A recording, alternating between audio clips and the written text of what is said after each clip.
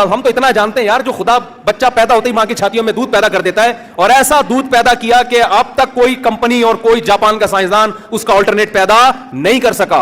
उसको कहते हैं ये ऑटोमेटिकली हो रहा है। और जो डब्बे के आ रहे हैं ना, जिसपे साइंसदानों की सदियों की मेहनत है, उसको कोई नहीं कहेगा ये खुद ब खुद बन गया।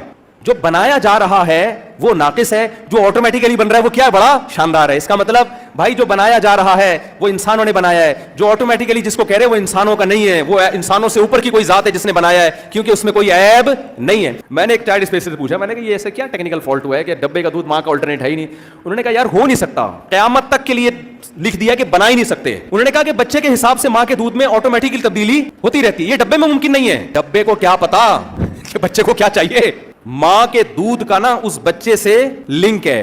अच्छा, बच्चे का वेट जितना ज्यादा होगा छातियों में दूध उतना ज्यादा पैदा होगा। ये पूरी चीजें आपस में क्या है, लिंक है इसका, ये नेचर है। और ये नेचर ऑटोमेटिकली नहीं है, ये खुदा की बनाई हुई नेचर है।